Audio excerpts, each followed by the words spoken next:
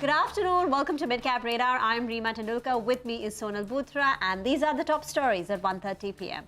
The Nifty and the Sensex hold near record highs as stocks rally on hopes of China easing back on its COVID policy following the protests across the country. Midcaps underperform, FMCG metals gain, energy and realty drag.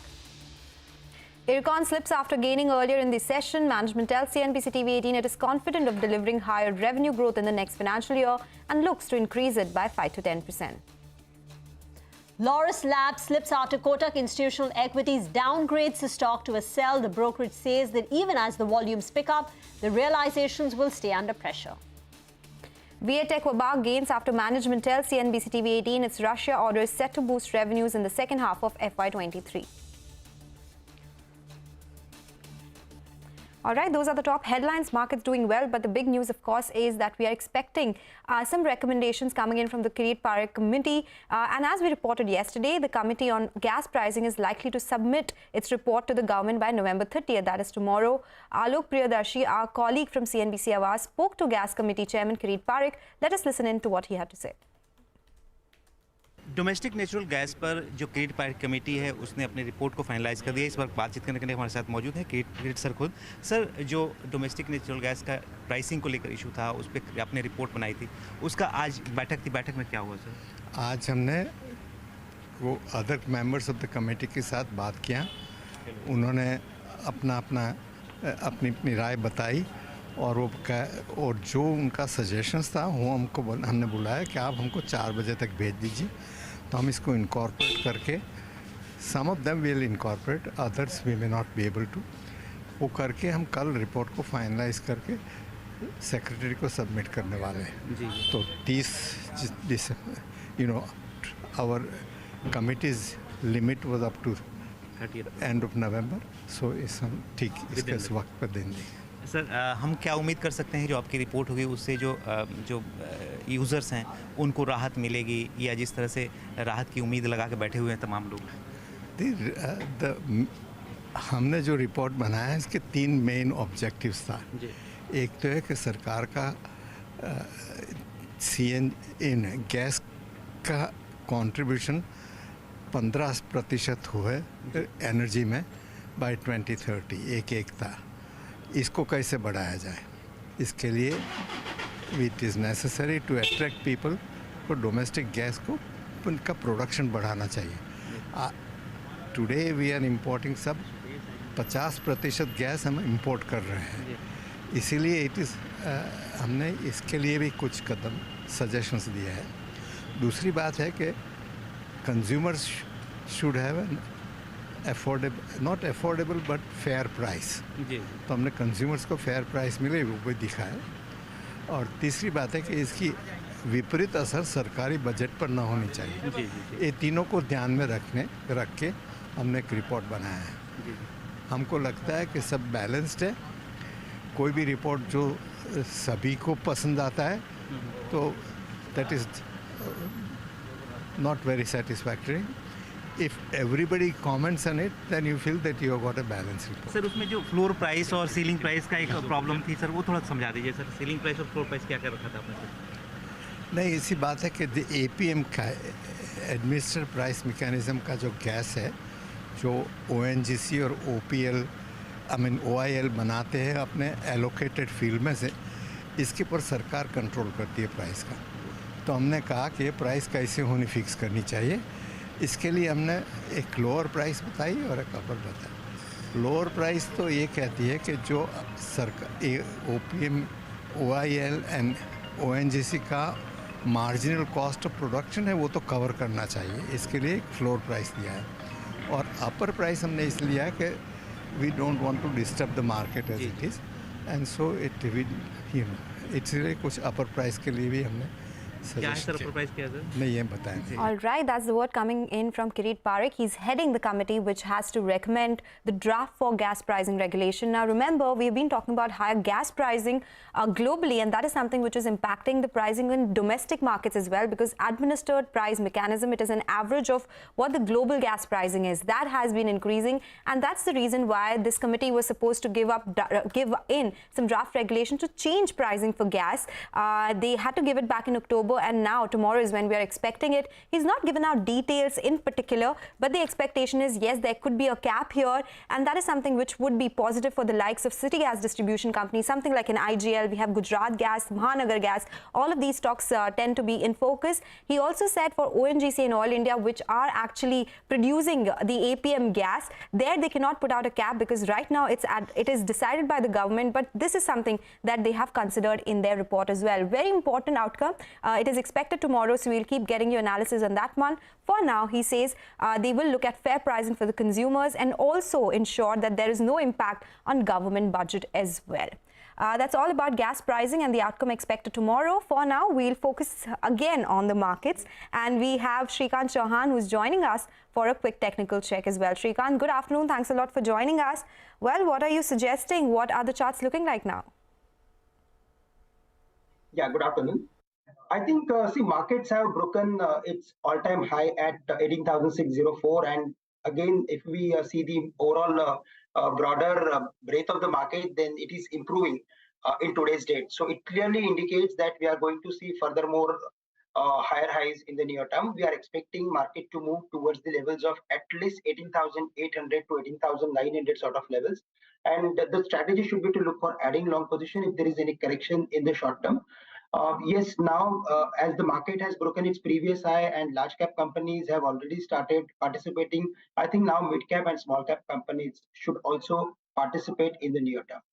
And in that, we like GAIL, Gas Authority, which is currently trading around some 93.75, 94. Here the pattern is clearly indicating us that it is heading for the levels of at least 98, 99 in the near term. So it's a buy at current levels with a stop loss at 91 on the downside. And as like most of the anchors and most of the analysts guessed, they were discussing about the IT companies. I think in that space, we like Naukri, Infoedge.com, which is currently trading around 3,995, 4,000 sort of levels. Here we are expecting stock to move towards at least 4,400 in next maybe few weeks. But in the near term, 4,200, 4,250 is also seems achievable. So it's a buy at current levels with a stop loss at 3,900 on the downside.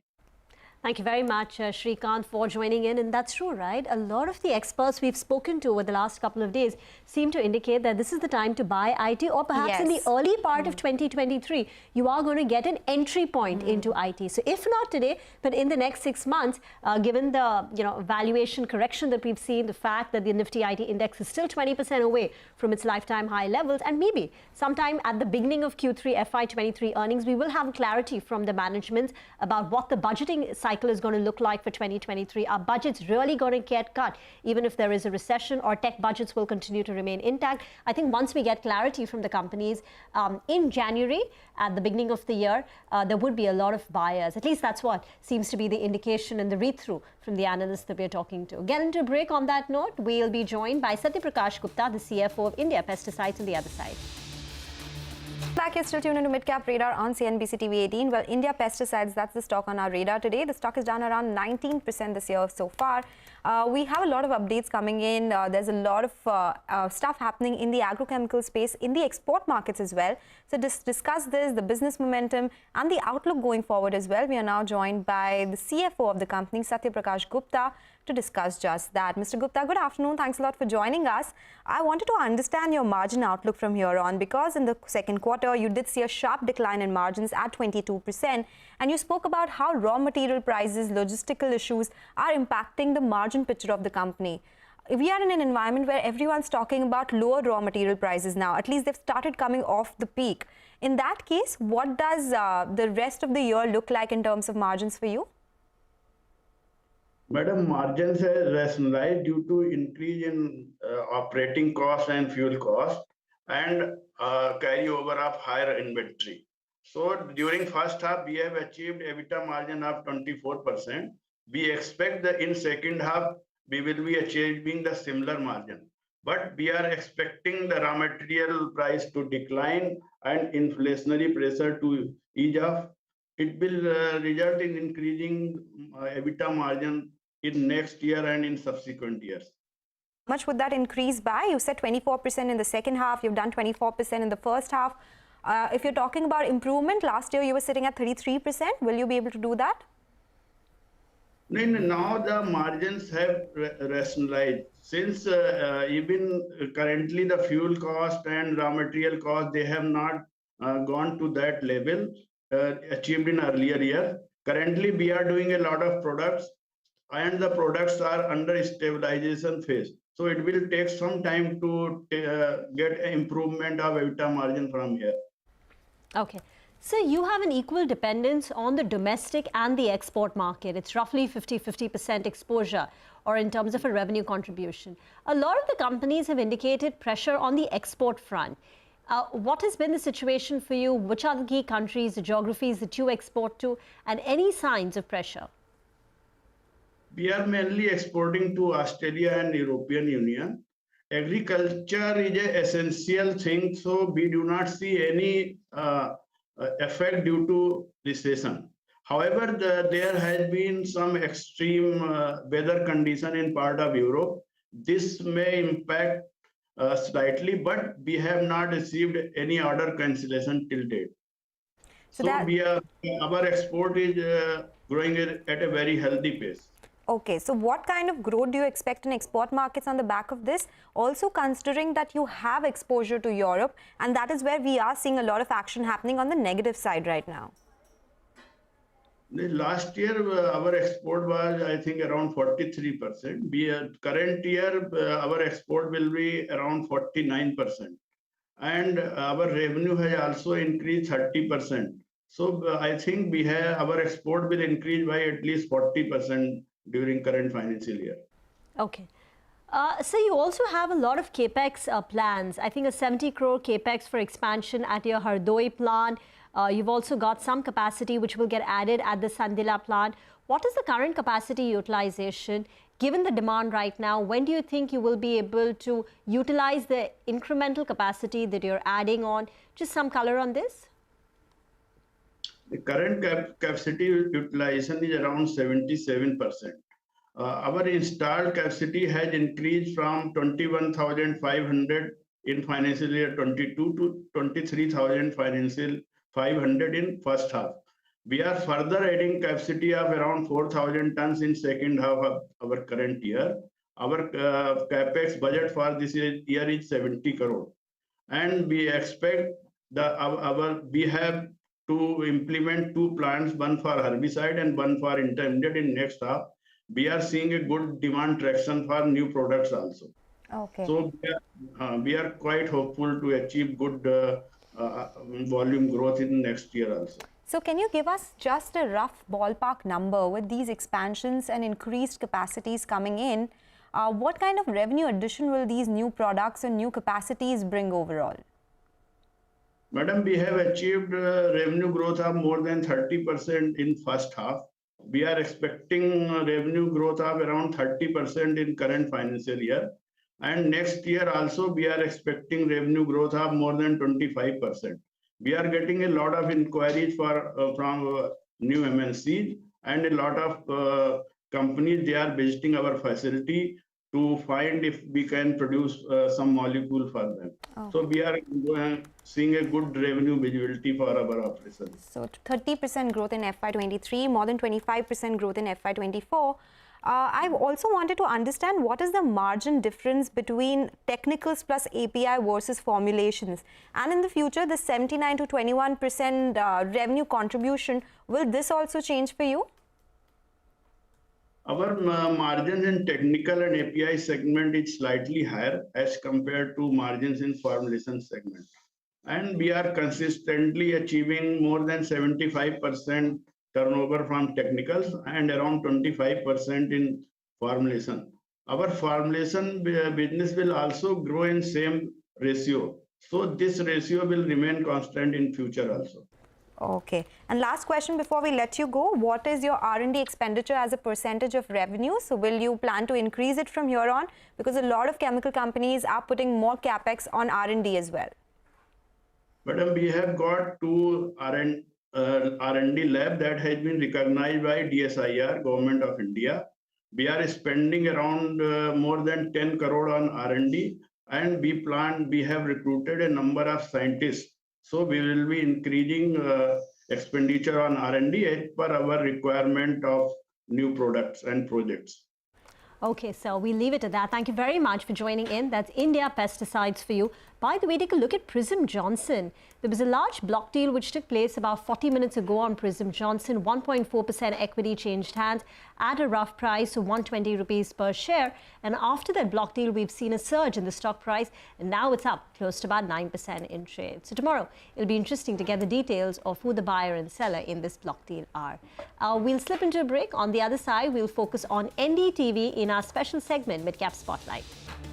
Welcome back. You're tuned in to Midcap Radar on CNBC-TV18. This is our special segment, Midcap Spotlight, and we're going to be talking about NDTV. Vivek is here to tell us details. Vivek?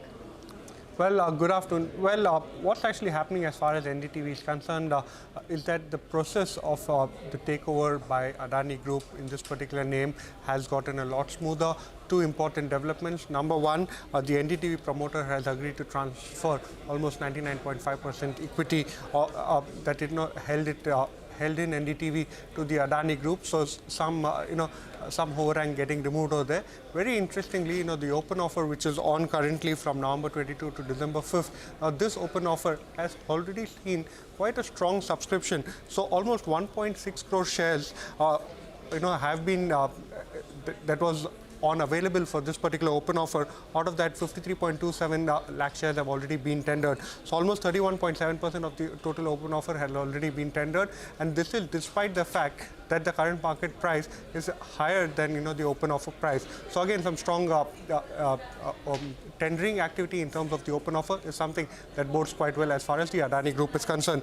Talking about the shareholding pattern, Pranay Roy holds almost 15.9% stake in the company. Radhika Roy holds almost 16.3% stake in the company, and the earlier RRPR holding that we spoke about earlier holds almost 29.18% stake in the company. So August 22, this particular process started. At the end of this particular open offer, we'll be seeing a clear majority shareholder as far as NDTV is concerned.